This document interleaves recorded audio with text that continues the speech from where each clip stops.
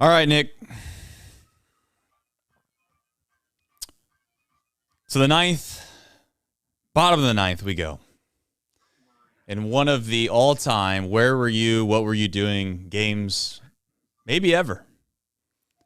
I would argue ever. Is that fair to say?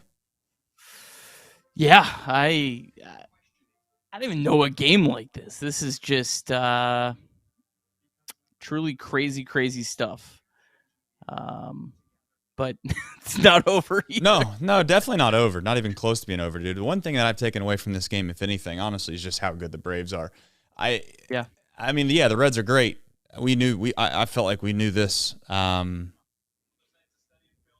the fact that the Braves on the road right now have just gone punch for punch like this it's crazy. I mean, and the Reds have too. I give the Reds have too. I'm not trying to downplay what the Reds have done at all. But I mean, everyone's like, oh, Lucas Sims. Lucas Sims was throwing some good pitches, man. I mean, those are 94, 95 mile an hour balls. They weren't, maybe I'm just naive, but they weren't all that middle. I mean, they were just, plus, I mean, if you've ever watched batting practice, Nick, like, dudes don't just hit the ball out of the ballpark every swing like this. It's like, they're just squaring up 95 mile an hour fastballs and making it look pretty easy. Yeah. My guess is we're going to have to get synced up a little bit. I'm on the old cable, so that means that I'm well behind. The chat is going to be absolutely popping tonight. Love you, chat, but I'm not even looking at you. Yeah, we're not going to be able to watch the chat because the chat is spoiler alert all day long. All right, I am seeing Alexis' stats. He's messing around with his foot. I'm seeing it. I'm seeing his stats as well. He picked his arm up. He's getting ready to catch the ball now. Seeing a crowd shot. Nope, you're ahead of me. You're ahead of me by... Man, you're ahead of me by a while. Why is I'm about to see the first pitch. No, I'm way behind. All right, tell me when you see the first pitch. Way behind. I just seen the crowd. We're not that bad. I'll tell you, he's looking in at the sign. He comes set again, lifts the leg, pitches. Ball is popped up. Should be caught from Joey Votto. Catch. All right, I think we're pretty close. We're close enough to party. One pitch, one out. Come on, boys. One time. One time, Nick. One time. We never have anything good happen to the Cincinnati Reds. No, one time. Hey, folks, just a reminder, if this is your first time checking out Chatterbox Reds and you're watching long after today's game ended, as we know many people do, you can click directly underneath in the show notes, and there will be a timestamp that says full game recap. Click that, and you can hear us discuss the game in detail in a more traditional podcast-type format and not watch us knuckleheads just react to whatever the hell happens here. All right, Nick. Let's get to the more important stuff. Like the stream. We need all the likes we can get as fast as we can get them. Likes or outs? Don't look at the chat, Nick. Style. Don't look at the chat. I don't even have it up. I don't even have it up. Can't look at it. They're way ahead of us. I'm not going to put it up until we get going. This is the bottom of the lineup. Let's get it done here. Kroger Patch looks amazing tonight, by the way. Bottom of the lineup, but this dude has 8 home runs in the month of June, Trace. Well, I'm well aware. This guy's really good. Hitting 7th, and he's got 8 home runs this month. I mean, I guess Votto's hitting 6, so maybe the Reds have a deep lineup too. I don't know. Spencer Steer's hitting 7th. Spencer Steer's hitting 7th, yeah. That's 3-0. Come on. Get lucky. He's out of play. Yeah, he's feeling confident hacking 3-0 on Alexis Diaz. Well, this is one of the signs where I don't think 3-0 is bad in this situation. It ties the game. Oh no. Yeah. I mean, are you gonna it's tough to get 3 hits off Alexis Diaz. So. You could argue that there's a good chance he's gonna probably throw a ball within the next couple pitches, but come on, Alexis. Let's make him hit the ball. You got your little rest, big boy. Yeah, you're feeling good, feeling fresh. Strikes. There we go. Good pitch. That's what we're talking about. Make him hit the ball. Put it in play. Golly, I can't do this for like 3 more months, Nick. To be honest with you. I mean, I think the win streak's gonna end at some point, but I don't know. Yeah, I wish you would have made him hit the ball, but Yeah. ground ball ends it. Come on. We've seen some double plays that have ended it. We've seen it. We've seen it happen before. Listen to John. Only the Marlins have grounded into more double plays.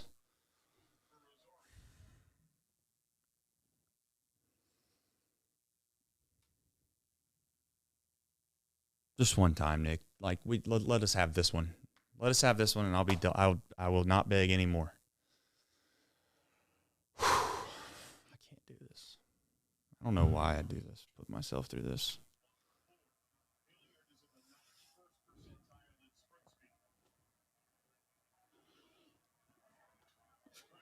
Double. Come on. Come on. Oh, that was a bad flip. Got it. Let's go. My God. God bless this team, man. This isn't real. This can't be real. Trace, it's real. It's real.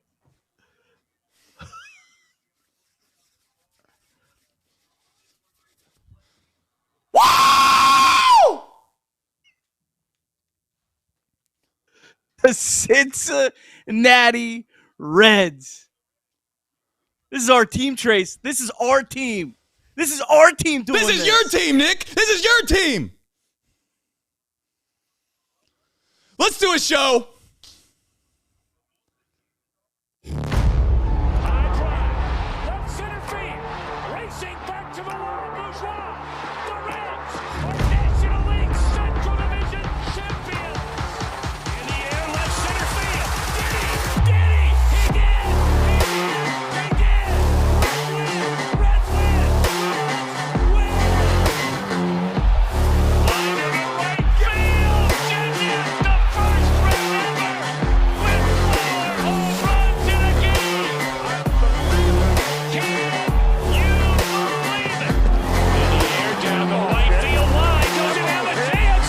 The Reds have won on a 3-run home run on opening day by Ramon Hernandez. A strike away and out away is Homer Bailey. Ground ball to third. Frazier gloves. Throw to first. And Homer Bailey, for the second time in his major league career, has tossed a no-hitter. Oh, gosh. Oh, are you kidding me? Holy Moses, the second player in major league history to hit 7 home runs in the first 10 games. In the air, and the Reds win it. What a dream beginning to the career of Cruz.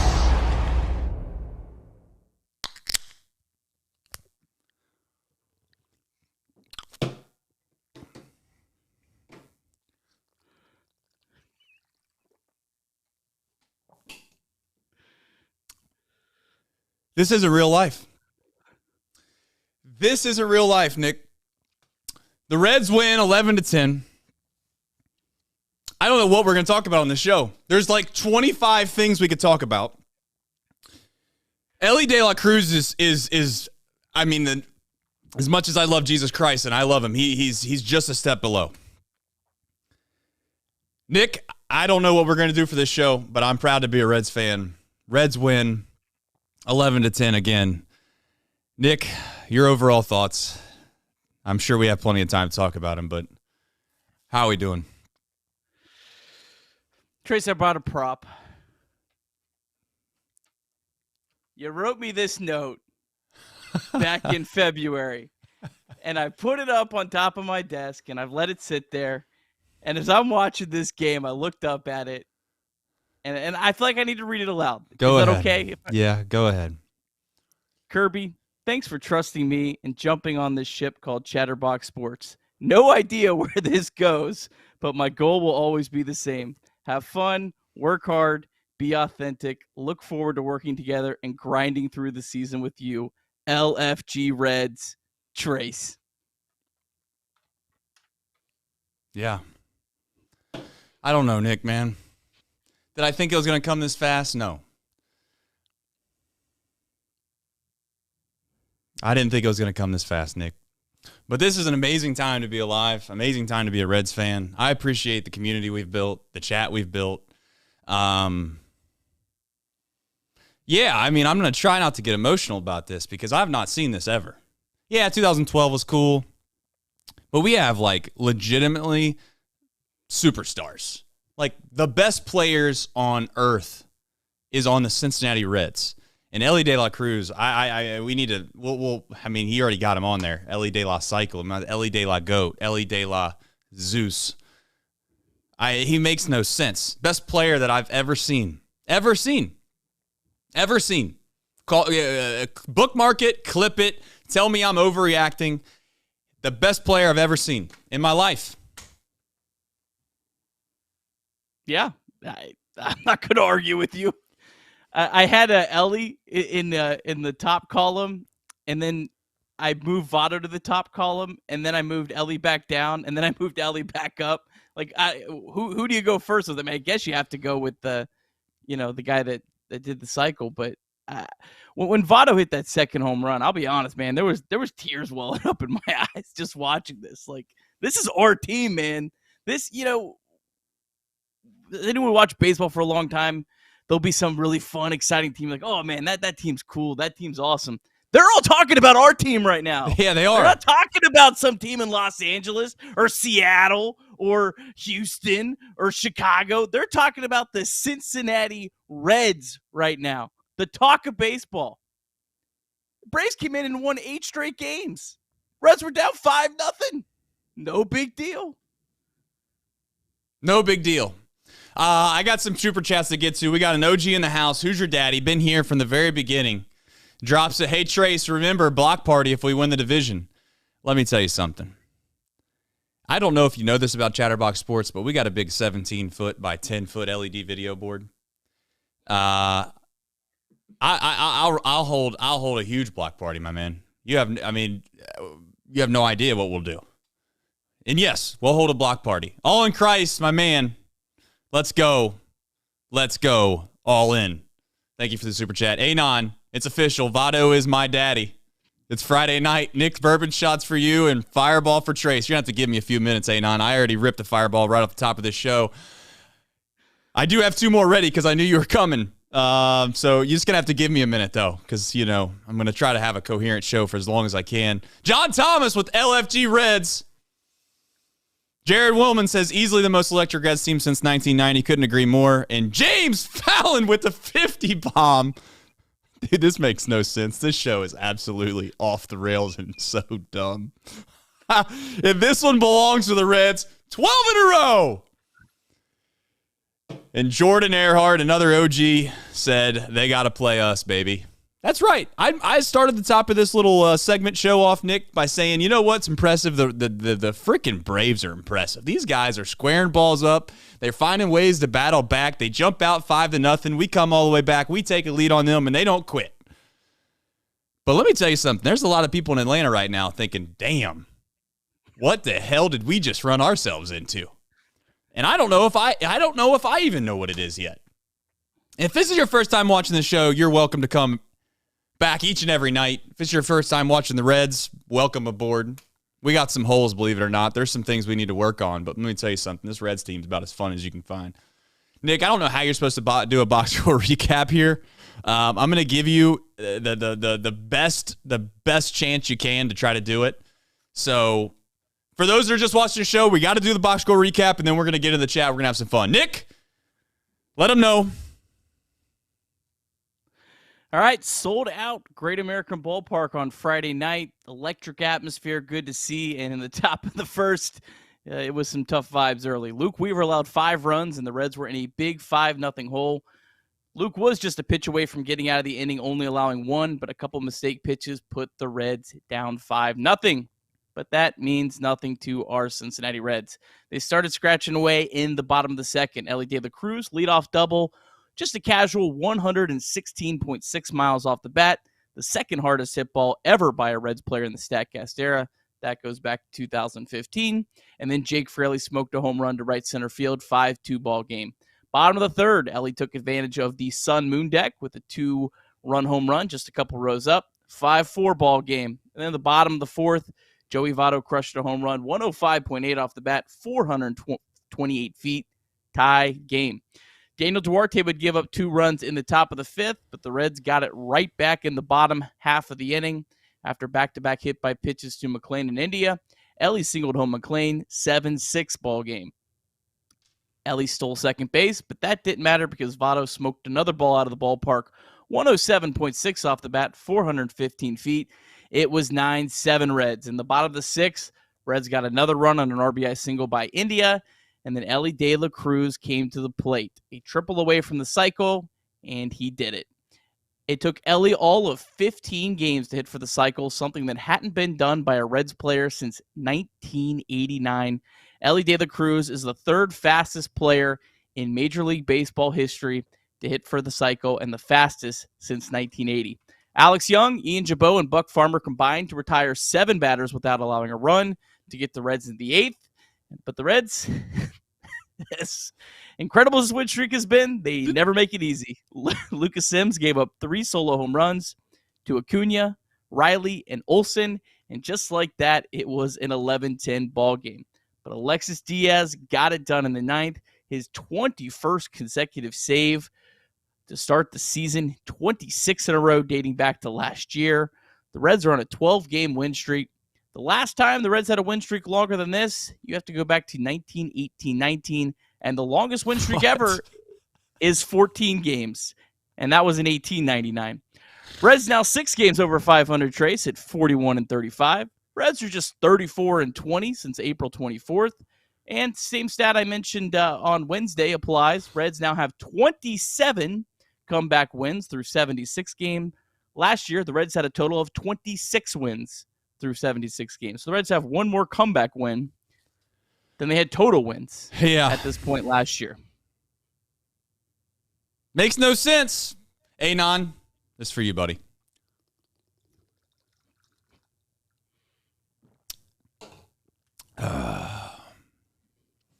Let's get into it. Elly De La Cruz is the best player on the planet. I don't care what anyone tells you. Don't believe them. Okay, if they don't say, hey, who's the best player that plays on planet Earth right now that plays baseball? If they don't say Elly De La Cruz, disregard their baseball knowledge. I don't care what Acuna did today. I don't care what any baseball player does. I know Ohtani, maybe, Ohtani, look how great he is. He can pitch and he can hit. I don't know, whatever. He doesn't play for the Reds, so I could give a rat's tail. I don't know. There's nothing else to say about Elly, okay? There's really nothing else to say about him besides the fact that he is genuinely just a special breed. You can't even fathom how good this guy really is. Like, he's legitimately just as fast as Billy Hamilton, if not faster. Better base runner than Billy Hamilton, in my opinion. Now, I get it. Yeah, maybe made a little small mistake trying to get home earlier, but, dude, I think we got to get into something outside of Elly for me to start talking, because there's nothing you can really say that can justify how good he truly is. If you don't really watch baseball a ton, you're starting to get into baseball, you just first time maybe just kind of giving it a shot, you're just watching him. He makes things look so effortless. He hit that little changeup on the outside half of the plate. He pissed on it into right center field, and he legitimately wasn't even a play at third. It wasn't even a play. Yeah, he slid, but it wasn't even a play at third base. He's a cheat code. He's literally a cheat code. He's Bo Jackson in that old, what was that football game back in the day that my dad used to tell me about? What was that? The chat's going to know. Bo Jackson was a cheat code in some game. I forget what it is. They told me if you use Bo Jackson, you could score a touchdown every play. Somebody in the chat's going to know. Somebody in the podcast will know. Let me know. Anyway, Nick, go ahead. Tecmo, look at that. Chat's on it. Yeah, that triple that he hit, I had the same thought. When it went off the bat, I was like, okay, yeah, he's probably going to try for a triple here. But it's a triple that you wouldn't think a ball that most people would be able to get a triple out of. And I thought there'd be a close play. It wasn't even close. No. I don't know. I'm just going to read stats because I don't know what else to say. Elly De La Cruz is the first player in the World Series era since 1903 to record 20 hits, 5 stolen bases, and 3 home runs in a player's first 15 games. I don't know what to say, man. This offseason, when I was trying to preach that, hey, the future's bright for the Reds, a lot of it was because of Elly De La Cruz. And I don't know how this guy's career is going to turn out, but I know he is a special player, a franchise-changing, franchise-altering player. And I don't even think he's scratched the surface, and he's got an OPS of 1,074 right now. And Trace, I don't even think he's played his best baseball. Nah, That's what makes him so insane. I know that people keep saying that, and that might be true, Nick, but he's so fast that it makes it really hard for him to struggle. You hit a routine ground ball to first base, and you can freaking beat it out. It's nearly next to impossible to struggle. I'm not saying it's impossible, next to impossible. We got super chats galore. I promise I'll get to those in a minute. I'm going to try to do some coherent thoughts on this game, the future, where we go from here as the Reds franchise and the fan base and the whole entire thing. I was so disappointed after this first inning, and I don't want to jump too far down, and we'll get into a bunch of different things, but I kind of want to keep this flowing here. I was so disappointed, largely because I felt like this was the first time the Reds had a fan base that was captivated, that was relatively new blood. And what I mean by new blood is that there's a lot of people that have not really been a part of this fandom that is the Cincinnati Reds because they've never been good enough to really pay attention a whole lot. You could argue that, yeah, back in 2012 they were good enough, but they weren't like this type of team. They weren't like this flashy team, this young up-and-coming team. They had some solid players, yes, but it did not, in my opinion, create this type of buzz. 2020, again, COVID was going on, not a big deal. And we jump out, we give up 4 or 5 runs, whatever it was, 5 runs early. It felt like we were just in a position that we were going to kind of punch the proverbial knife in the old balloon, and it was just going to pop, and everybody was going to lose their sails, and if we lost tomorrow, then all the magic was gone. And the fact that didn't happen, and this team battled back, goes to what we've talked about on this show for weeks at this point, which is, like it or not, this team has a lot of good players. It's not just like 1 or 2 guys that are just carrying the load. You know, back in the day, Jay Bruce and Joey Votto, or Jay Bruce and Brandon Phillips, or Jay Bruce and like Todd Frazier, or something like that, they could get red hot and kind of quote-unquote carry a team for a little bit of time. I don't think this team needs a whole lot of guys to carry them. Obviously, tonight it was Elly, but Joey Votto is somebody that had an absolute unbelievable game, and he's not even the headline, Nick. Spencer Steer, great player. Matt McClain, great player. You have to, like, try to not have blinders on right now as a Reds fan. Like, I'm trying to be as critical as I can, Nick. I can't do it. There's too many guys that are such good professional players. I hate to just say this out loud, but I think we're just really good. I know you're not going to convince me I'm wrong, but genuinely, I don't see us dropping off. I don't see it. Now, are we going to win this many games in a row? Of course not. But we got Spencer Steer hitting 7th.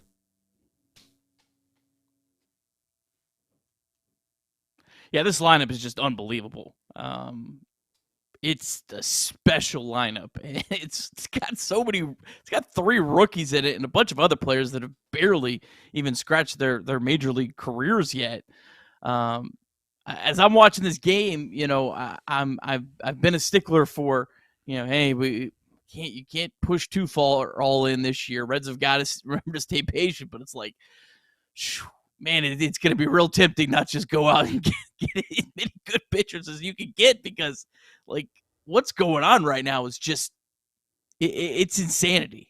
And the way this lineup is top to bottom, and the way that they compete and grind out at bats, and they're never out of a game, is just unlike anything I've ever seen in my entire life watching baseball.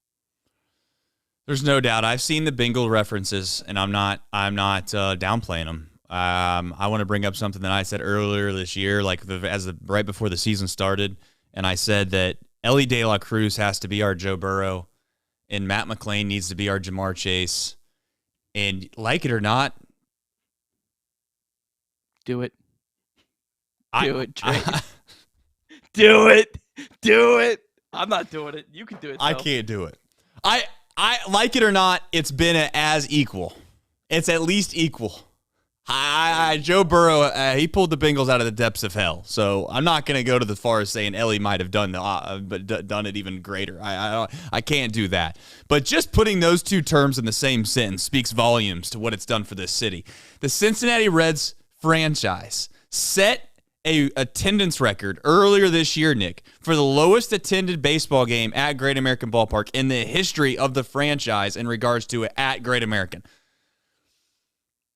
They have back-to-back sellout night crowds, and I would be venture to guess, I would be willing to bet Sunday is going to be a sellout. If you haven't got your tickets for Sunday and if you got nothing going on at 140, get there. Be there. You got to go. It's the most unbelievable run I've ever seen in my personal life for a team that I like. Ever. All right, I got some super chats I got to get to. Drew Garrison, as always, I'll tell you what, Drew, make sure you can pay rent, my man. We love you here. I can't hear you. Super chat live from GABP. Joel said, I'm sure you already got the request, but if not, fireball time. Trace, old Joel, brother man, I have got the request. But I do got one more for you. I'll get to it in a minute. You gotta pace yourselves in life. Elon Musk, big fan. You should consider buying the team. I made Elly De La Cruz in my lab. You're welcome. Well, he looks like it. Yo boy Pop-Tart said, what a game, coming from GABP. And Casey said this was way more impactful than the Bengals in 2021. Not even a hot take. So there we go. This is a Red show, so I don't want to keep comparing it to the Bengals, but it does feel special. Cincinnati feels like we're in a special time of fandom. I'm happy as hell that Chatterbox Sports exists during this time frame. I got to be frank with you. Let's talk about Joey Votto. He deserves it. I thought Joey Votto, to be very frank with you guys, I did not expect a whole lot of production out of him. He had struggled in AAA mightily. He came back at 40 years old. Yeah, he's 39, but 40 years old with a major surgery that a lot of guys would never be able to come back from and be productive. And he's just done what he's done his whole career, Nick. He has. He of all the people that I'm most happy for tonight. We talked on this show before, Nick, that we wanted Joey Votto to come back and have an opportunity to play maybe 1 or 2 weeks and get his swan song, right? We wanted him to have his opportunity to get loved by the fans. And Joey Votto, the fact that he got to play in front of this crowd and have the game that he had and be a part of this game, I hope there's more left. I hope that somehow, some way, Joey Votto, I'm not saying he's got to go out on top and win a World Series, but my God, would it be amazing if he did. But even if he didn't, the fact that he's going to be able to be a part of this team this year, it is truly special. Nothing else to say outside of the fact that I'm happy for Joey Votto. He deserves all of it. He's been one of the best players that this franchise has ever seen. I think he's the best hitter this franchise has ever seen personally, and I'm just happy for him.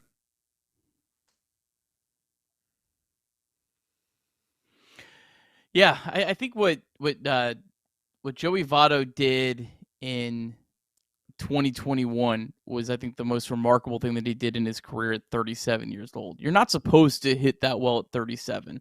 The only player in recent memory that comes to mind is David Ortiz that was able to do that. He's legitimately the only one. Nelson Cruz maybe a little bit, but Nelson Cruz is I don't know if he's on that level. But at 39 years old, this is another level, and I don't know how the rest of the season is going to play out. I don't know if Joey Votto was just toying with us all at AAA because he did not look good at AAA. I don't know. He didn't. You know what's? Listen, Nick. To defend you and defend me a little bit about Joey Votto, I don't think we ever dunked on Joey Votto. In fact, I know we never dunked on Joey Votto. We were just trying to be realistic about what was in front of us. There was no signs that pointed, in my opinion, towards what we're seeing. To be fair to you, no signs pointed towards this. And it's not just that.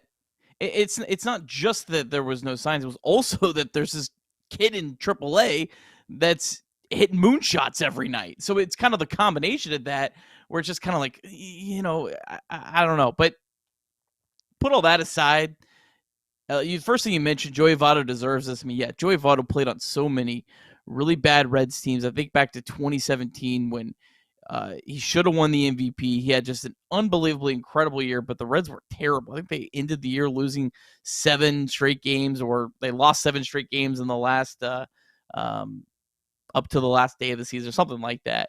Yeah. And for him just to be able to come in and join this incredibly fun team, the most fun team that since he's been here. Maybe the most fun team ever. I don't know. I'm sure the Big Red Machine was a lot of fun to watch on a nightly basis. So I'm not going to go that far, but in my lifetime, there's never been a more exciting team than this. It's unbelievable. And he deserves to be a part of this. And man, I hope he can. He's obviously not going to keep up this level of production. Honestly, if Joey Votto could just be a league average player this year, put in this lineup with the professional at-bats that he can give, that would be enough, and that would be an incredible, incredible way to cap off a Hall of Fame career from him. No doubt. Let's get into a couple things because you brought it up. Votto is certainly a player that we need to just be average. I also think we're in a position now where we're getting close. And I am not going to be super critical on this show because my vibes are so high right now. I just cannot believe that I get to watch this baseball team and they're my favorite team. This team is my favorite team. And the fact that I came into this year thinking that we were going to do a show each and every game, I thought, you know what, man, we're going to grind through it, man. We're going to grind through it. There might be some lumps, but the fact that it's come this quickly is absolutely ridiculous. But the thing is we're getting close to the point where we got to start making the best decision for the team.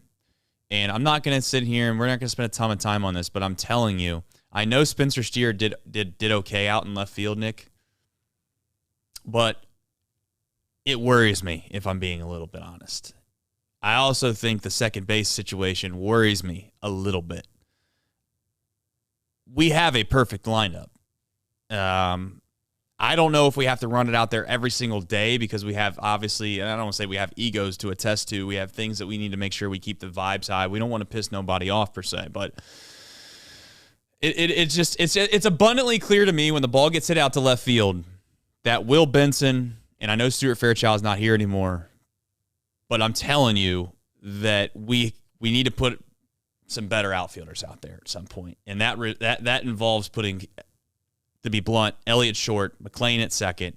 You DH India, you put Steer at first base. You kind of swap India every so often, in my opinion, at second. If we can get India to play third, you've never seen a guy happier. But we'll see how it goes. I'm just telling you, if I needed to be somewhat of a realistic person on this show right now, that's my biggest takeaway tonight. That's my biggest fear tonight, is that there was some balls that were hit towards second base that I'd like for them to be made. There was some balls hit into left field that looked a little sketchy, if we're being completely honest.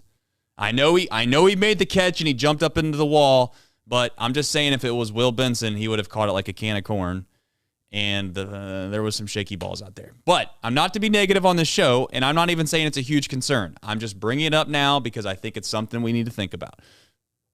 The Reds are unbelievably good, too. Let's not forget that.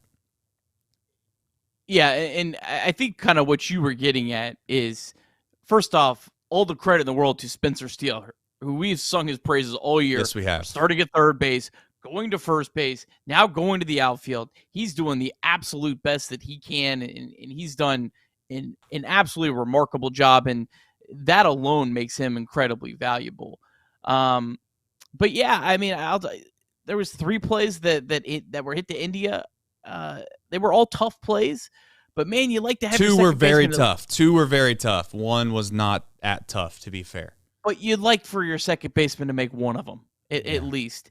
And that defense matters. And when you start getting into pennant races down the stretch of the season, God forbid you get into the playoffs, those things become even more magnified. And that's definitely something that's a concern. And I'm fascinated to see how Nick Kroll addresses this, because it's such a difficult and almost delicate situation because everything's going so well. Yes, it do is. You mess with do you mess with it? there's an argument that you shouldn't, and it's a valid argument. Correct. Do you say, hey, it's a problem, we know it's a problem, we need to identify it before it becomes a bigger problem and change it? There's an argument for that. And I don't think either side's necessarily right or wrong. It's going to be a fascinating development here over the next 6 weeks of the season. Let me be very clear, because the chat thinks that I'm getting on Steer. I'm not getting on Steer at all. He's doing the best that he can out there. He's played 5 professional games in left field. All right? Like let's not sit here and act like that this guy is going to be an elite left fielder. He's not. He's going to do the best he can out there. And by all God, I love Spencer Steer for even saying that he can go and do it. I'm just saying that I promise you, the fact of the matter is that this defense could be really, really good, and they have a way to make it really, really good. I'm curious to see if they'll do it. And some of it, if we're being completely frank, starts and ends with Tyler Stevenson. I'm starting to think, this is the last thing we'll talk about in a negative fashion until we get to, I'm sure until we get to Weaver. That'll be a little bit of a downer. But the fact of the matter is that the catcher situation reminds me of college football when you have 2 quarterbacks. If you got 2 quarterbacks, you really got none. If you got 2 quarterbacks in the NFL that play a lot, you really got none. If you got 3 catchers, you really got none. Now, that's the truth. If you don't like the truth, that's cool. You can say that I'm a toxic trace. You can say whatever you want, but that's the facts. Tyler Stevenson's DHing. By all means, you can say whatever you want, but that is the absolute truth about this baseball team right now. If CES were hitting as a DH tonight, then you show me a hole in this lineup and there would be 0-1. All right, let's talk about this bullpen first, because I don't want to go back-to-back into relatively disappointing topics. The bullpen was a little shaky tonight, but I think I give credit to the Braves. Your thoughts? That's a lot of innings to cover for Yeah. the bullpen. 3 1/3 innings from Luke Weaver. Gotta hate doing math on the fly. What is that? 5 2/3? Does that add up? Or is it 6 2/3? I don't know. 5 2. Yeah, 5 2. 5 2/3. 5 2/3 innings is a lot of innings against a Braves lineup that is the single best lineup in baseball. And who knows? Maybe the Reds will make a case for it, but they're not there yet, for sure. So yeah, I mean, like Alex Young, Ian Jabot, Buck Farmer, Alexis Diaz, they all got the job done. Daniel Duarte and Lucas Sims didn't. When you put that many guys out there, someone's going to have a bad night. It's pretty simple math. So overall, great effort from the bullpen. I don't know how you could look at them as an overall unit and say they didn't do well when 4 guys did pitch good, 2 guys didn't. That's just what you're going to get. You need the starter to go longer. That's it. Yeah, I mean, let's do it. Let's talk about Weaver. Once again, I put out a tweet, and I will continue to put out this tweet because I'm superstitious. Like it or not, that's who I am. I can't help it. I can't change it. But again, 3 straight starts, 3 straight times that Luke Weaver leaves the game, and 3 straight times it was a tie game with the bullpen for both sides left to close it. But I'm not naive. This isn't good. I'm not sure what we do, Nick. I know that I trust the process with Nick Krall. I do not want to trade the farm to try to go out and patch up this system, if you will. I'd like to hope and pray that we're going to have a huge outing by Graham Ashcraft. Everyone tonight, when you lay your heads down to go to bed, if you believe in such a thing, say a prayer for Graham. We need Graham to come back and be Graham Ashcraft. If he can do that, we have a chance to start piecemealing this thing together until Hunter gets healthy and hopefully Lodolo gets healthy and maybe one of these other guys surprises us, Nick. I'd like to hope and think Connor Phillips can be that guy. I know that's a long shot. I get he's in Double-A. But I'm just going to tell you now, chat. I'm going to tell you too, Nick. I don't want to trade anybody. I don't want to be on the opposite end of a Minnesota Twins trade at all. Not even a little bit. Because I think this team's good enough to survive the little small situation they're in right now.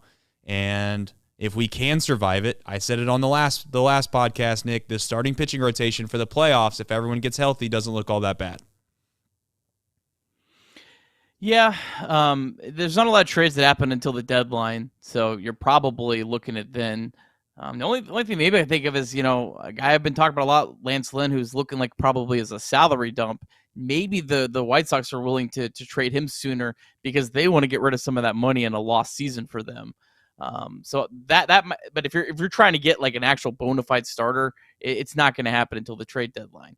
Look at what the Reds did last year. They didn't trade Luis Castillo and Tyler Mahle earlier, even though they knew the sooner they trade him, the less injury risks they have. They waited until the last minute because they were able to get the Mariners into a situation where they paid more than any expert thought they were going to pay. And then they coupled that by getting the Twins to pay more because of the trade that they just made. So every other team that's going to be where the Reds were last year is going to be in that same mindset, even with lesser pitchers than the Reds dealt. So yeah, we'll see. If we're talking like giving up like a Rhys Hines or prospects in that caliber, Rhys Hines has been great. We'll talk about him in a second. I don't have an issue with that, but if we're talking about giving up Edwin Arroyo, no chance. Don't do it. Marte is the big one for me. I mean, Marte's. I don't think there's not. He's about as untouchable. No one's untouchable, but he's about as untouchable as they get. I mean, I'm talking even farther down. Arroyo. I'm talking like Hector Rodriguez and Cam Collier. Those guys, no chance I'm trading them right now. I just see people float the name Marte out there a decent amount on Twitter, and I know Twitter's not a good place to find your really insightful, resourceful Reds topics and takes, but he's just one of those guys that fits perfectly once everything gets situated in a couple years. And a couple years might be like next year. Might be September. Yeah, it could be September. We'll see how it all ends up. But I just the Reds are in such a good spot right now. Let's not venture off the process. Let's trust the process, as they say, and let's not sit here and try to do something crazy just because this team's done remarkable things. And again, like I've said before on this show, if you can just get yourself into the playoffs, any team, and I genuinely mean this, I think almost any team has a chance to win the whole damn thing if they get hot at the right time. Look at the Reds right now. Would you argue that the Reds are the best team in baseball from from a roster standpoint? Probably not. But in the last 2 weeks, the Reds are the best team in baseball. That's just the way it goes sometimes with this goofy game. Any other topics? Anything that the chat, you got to ask questions if you want them now. But anything else from this game that sticks out to you that you felt either good and or bad about?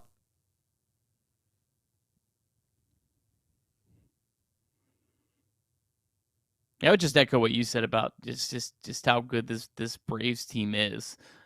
This is gonna be a fun series. I mean, we already got one, so like we said, as silly as it might be, like the Astros, we already got the one. You can't get swept now, so that's out of the question.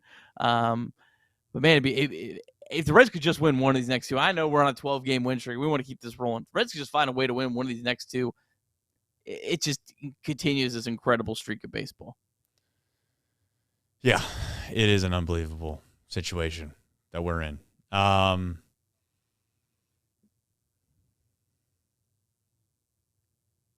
V Ohio State for the win said, do you guys think this is the best game of GAP history from start to finish? I saw a tweet from Jamie Ramsey, who does an awesome job in the Reds media department, one of the real good guys out there. And he said the atmosphere tonight was more electric than any of the NLDS games in 2012. Well, I believe that. I was at all of them. Now, the first game that Homer Bailey was pitching was electric. That night was electric. I've had really takes that people in my office don't agree with on it. I won't get into them, but I would 100% agree with that for the last two games of the NLDS. Even I mean, I wasn't there tonight, so I don't know. I don't really have I'll take Jamie's word for it, but I was there at Game 5, and the late innings was unlike any sporting event I've ever seen. So if it was more insane than that, then I can only imagine what Great American Ballpark was like tonight, because that was just the atmosphere and how they tried to will the team back, which is, I guess, very similar to like what happened tonight on a much less intense scale here on June 23rd. But man, when he said that tweet out, I was like, whoa. And Jamie's not a guy that I think, is trying to be all full of like hyperbole and things like that. So that definitely threw me for a loop when I saw that. That was a wild tweet. Joe's, thank you for the super chat. Said every time I check in, I see viewership's up. Listen, this Reds team's winning. That helps a lot, Joe. Got to be honest. I don't know if it's us two fools. This is a dumb show. It's a dumb show, man. I love all of you for watching. I'm going to tell you again. I'll tell you every single show. I can't tell you how much we appreciate this. We put a lot of time, effort into this. We care about it a lot. But the fact that you guys come in here every single night, it makes it more special, and we really do appreciate it. In regards to likes, I know I probably have to explain this every night. Many of the OGs in this chat are probably sick and tired of hearing it, but it is true. There's a scientific method between likes and wins for the Cincinnati baseball team. It's not been quite figured out quite yet as to why or how that exists, but if you like the stream, there's a good chance the Reds win the next night. The more likes, the better chance we have to win. It's just science. I don't know how else to say it. Nick, I don't know if there's a team in this division that truly, like, it's not unrealistic at this point to think that the Reds aren't just as good as everyone else in the division. I think that's where people are starting to wrap their minds around. Because at the beginning of this, Nick, I and you, and I think most realistic Reds fans have felt like this team was good. We liked them, but we're still probably not good enough to win the division. Maybe we'll hang around, we'll play meaningful baseball around the All-Star break, and we'll keep it moving. When I see Spencer Steer hitting 7th, I start to question myself of whether or not that's true. Your overall thoughts on how realistic you think this is at this point? I mean, the chances at the beginning of the year were like 1.9. They're now up to a 1-4 by the odds makers, but I think the odds makers and are having a hard time catching up with the Reds. Yeah, they're hard to cap. Our friends at Betfred Sportsbook took the Reds off the NL Central tonight after the game ended. They were plus 300. They probably had a billion people there. They had a lot of people on there. I can tell you that. They had to take it down. Fred's worried about going bankrupt. Fred's like, what the hell do we do with this team? Elly de la Cruz was plus 900 to win the NL Rookie of the Year. And there's a guy, Corbin Carroll, who's just having an unbelievable year. He's been there all year. And they dropped him to 750 mid-game. You ever seen a future prop for a player change in the middle of a 162-game baseball season? Like, that's what's going on here, man. Like, man, this is nuts. Donnie Miller, he wants to compare this team to the Bengals as well. Said this year's Reds team's the 2021 Bengals, but our starting pitching is the offensive line. Maybe. Big if true. Big if true, Donnie. I don't know, man.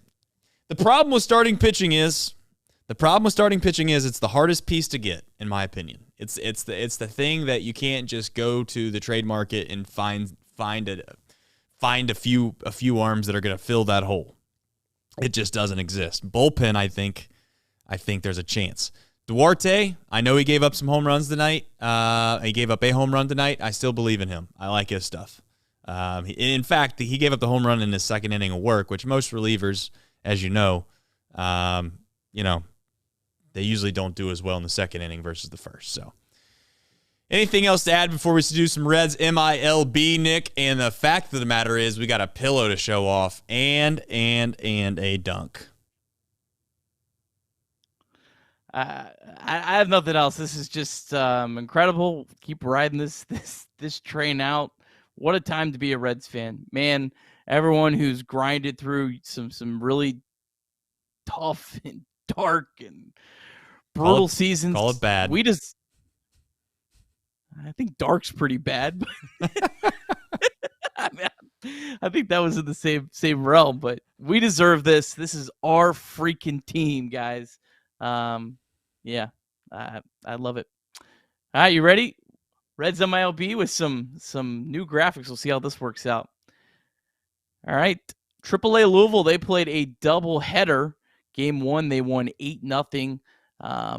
CES was 0-for-3. Tony Santillan did pitch through 2/3 of an inning. Did walk 2, but didn't allow a run. Chucky Robinson in his 8th home run of the year. And then our good friend Jason Vossler hit a grand slam. Game Chat number loves it. 2. Chat loves that. Game number 2, the Bats trail 4-3. The game is delayed, and I think the 7th inning, which is the 9th inning in a doubleheader. CES 1-for-3 with 2 ribbies in this one. And then Alec Mills, the guy that was brought in as some rotation depth, former Cub, pitched really well today. 4 innings, only allowed 1 hit, 1 walk. Didn't strike anyone out, but did pitch pretty well for the Bats. Double-A Chattanooga, they are also played a doubleheader in Game 1. They won 4-2. Christian Roa, Reds 2020 second-round pick, had a really good start. 6 innings, 2 runs, did strike out 5. Noelvi Marte returned to the Chattanooga Lookouts lineup for the first time in several weeks. He was 0-for-3. In Game 2, just went final, literally just seconds ago. Lookouts won 4-3. Noelvi Marte did not play the second one, but Reese Hines, his 13th home run of the year, guy that has just really turned his stock around down at Double-A. And then Lyon Richardson, guy coming off Tommy John surgery, has just been electric this year. 4 innings pitched, 2 runs, struck out 7. He's having a great year, and he might be. There's a chance he could be in the major leagues. He's an older guy that's been in the system for a while. I would be shocked if the Reds maybe gave him a chance in like a TJ Antone type role where he pitches multiple innings out of the bullpen, because he has been on a pitch limit, but the Reds do want to make him a starter.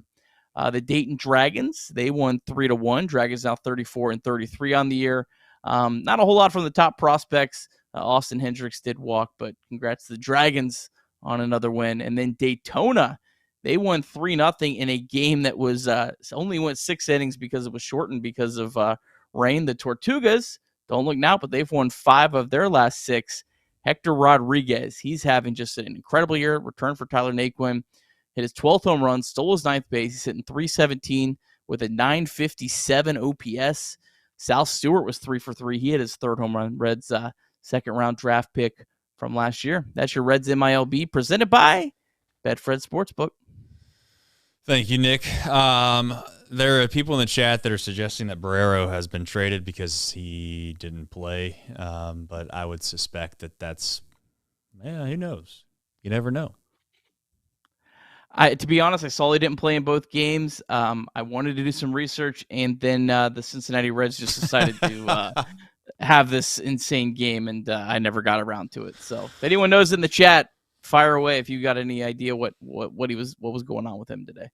We'll see. I said it from time and time again. I think Barrero has a opportunity to play in this league and be a Major League Baseball player for a little bit of time. That is, if he can be an elite level defensive middle infielder, and we'll see if that's the case. But I'm telling you right now, unfortunately, that's just not going to be for the Cincinnati Reds, because we got guys at those positions that are just better, and that's the facts of life. And sometimes you just got to find some new scenery to get it going. I will say it once, I'll say it 1,000 times. I do this every single show. We're here after every single game. We're going to do some promos. Nick's going to show off a damn pillow.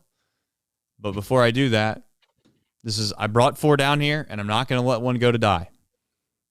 There's been a wingman down here just sitting, waiting for his time to shine, and his time is now. This is for you in the chat, for your viewership, for your love, for the Cincinnati Reds. And by golly, if you're not enjoying your life right now, then stop watching the games, because I don't know what to tell you.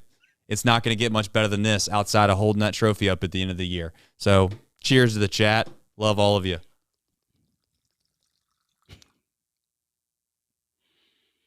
Let's go. All right. Nick, you show off your pillow and let's do some promos. Get it. Oh, he's half cage right now. Nah, you better fix that. Okay. Fix that. By the way, it is 100%. It is 100% the Red Sox series. If you want to go back and find the opening day for Nicolas Cage, we got to see it. Nick. Cage has got to be like 20-3 at this point. Oh, right? Nicolas Cage is hot. Nicolas Cage is hot. We got to see it. I want the whole thing in there. Yep, that's what we do. We're getting better at it. Oh, we're getting really good at this. I'm gonna have to figure out a situation about these fireballs, and no free ads. My apologies. Who, when, where, what, and why, Nick? Well, Trace, your Cincinnati Reds are going to go for their 13th consecutive win tomorrow at 4:10 p.m. Unbelievable. What are we doing here? What is happening? 13. I don't even know. And Graham Ashcraft will be back on the hill. I mean, does it even matter who throws? I mean, throw out Bronson Arroyo at this point. Say a prayer for him. Say a prayer for Graham. We need Graham. I think maybe we need Graham. I don't know. I don't know what we need at this point. But in all seriousness, we do need Graham Ashcraft. Big start for him. And let's remember, he did actually look pretty good the last time we saw him pitch against the Dodgers before he got hurt. I thought it was by far his best outing in quite a while. So hopefully he can build off that. Didn't even go on a rehab assignment. He's just getting thrown right back into the fire. So also, don't know how long he's going to be able to go. So that's also maybe something to monitor. Positive note on Graham, though. First start of the year against the Braves was the second start of the season. 6 innings pitched, 2 earned runs, did strike out 7. Reds will be going up against Jared Schuster. He is the Braves' number 2 prospect. He needs to work on that smile. Yeah, he's the number 2 prospect behind the number 1 prospect that the Reds beat around tonight. So, but he's unranked in the top 100. Imagine your number 2 prospect in your system not being a top 100 prospect. Wouldn't be the Cincinnati Reds, that's for sure. Schuster made his MLB debut on April 2nd, made 2 starts with the Braves, got shelled, got sent back down to AAA, pitched pretty good in AAA in 5 starts, came back up, and he's been really good since. 3.58 ERA, 18 strikeouts in 32 and 2/3 innings since being recalled. Last start was really good. 5 innings pitched, 1 run against Colorado. But Trace, in his last start, he threw 54 of his 93 pitches for strikes. Walks had never been an issue for this guy, but he has walked 13 batters in 32 and 2/3 innings that's being recalled. So look for the Cincinnati Reds to be patient against this young starting pitcher for the Braves and see if they can't work their magic one more day. Well, I hate to hear that for him. I can't stand when guys can't throw strikes. Best of luck to him tomorrow. There won't be anybody watching, luckily for him. So he'll be able to pitch inside of a ballpark that I'm sure will be very nice and quiet for him tomorrow. So best of luck to him. Can't say that I'm too worried about him. All right. There's housekeeping items that I have to do every single night, whether it's superstitious or whether it's just something I have to do. I don't know, but I'm going to continue to do them because that's just what I have to do. We have a Chatterbox Reds night. We rented the riverboat out. At the time, I thought we were going to put the company under because I had to spend a boatload, kids show, a boatload of money, to, no pun intended, to rent out the river deck. We have 150 tickets. It is going to be first come, first serve, and it is going to be directly tied to merch. I'm not going to make you pay for a ticket. It's going to be buy a certain amount of merch, get the ticket for free. It's probably going to be get merch for free if you buy the amount of money it costs for us to buy the ticket. That said, many of you in the chat are asking for previews. Not happening. I promise it exists. Nick, does it exist? I sent Nick, I hate to break it to you, I sent Nick a little small preview, just a tiny one. Nick, is it true? It's real, and it's spectacular, folks. We got some. We're up to something. We're up to something. Let me tell you something. You ain't going to be disappointed. Just like when Chatterbox does shows most of the time, or we came out on the scene, most people are like, that actually looks pretty good. I didn't expect it to look like that. That looks nice. I promise you. The merch, perfect. I know I have a dunk to do right now, but I remiss not to tell you that I am very, very, very appreciative of your viewership. Incredibly appreciative. This is the type of stuff it takes for small companies like ours. We're a small company. Got like 6 full-time employees. 5 if you count the amount that we have that people want to have as employees. One guy they want fired every day. I promise he's a good guy. He just got raised a little bit the wrong way, and he likes a team that's just not any good. But that's his problem, not ours. But I just want to tell you, I got a dunk to do. But as always, I want to remind you that we have a podcast, Nick. Run the promo if you have it. If you don't have it, that's okay. Chatterbox Reds, go download it, rate it, review it. I know many of you might not watch it. That's fine, but go give us a 5-star rating. Leave us a review. We broke into the top 10 on a day off yesterday, and one in which we're at number 9, I believe I was told. I was trying to take the day off. I was not supposed to tweet. I spent some time with my family. I was trying to be a good husband, trying to be a good father. And I get this text and I get this screenshot that says that Chatterbox Reds is number 9 on the baseball charts of Apple Podcasts. And it took everything in my power not to get on the Twitter Bird app and start peppering away and thanking everybody. So now's the time that I want to say thank you for doing that. You're the reason. You are the reason that this podcast is growing. Period. Point blank. Yes, whatever. You might like us. You might say we do an okay job. Yeah, whatever. We're a bunch of hacks just doing a show after this beautiful Reds win every single night for the past 13 nights, whatever it's been. I don't even know what the hell it's been, 12 of them. And I can't thank you enough. Now, there is one thing that I feel confident about, and that is my athleticism. Nick, as always, I will do my best to make you proud. But no matter what I do from here until the end of this show, I want you to remember that you're a Reds fan. And when you're a Reds fan, you've already won. You've won at life. You won at life tonight. If you're not a Reds fan, sorry about it. Period. Point blank. Don't know what else to tell you. Let's do a dunk.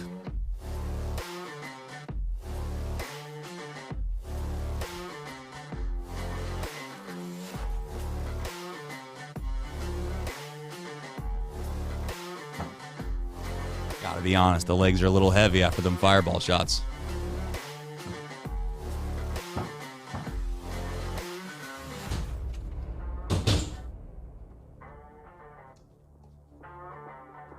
Athlete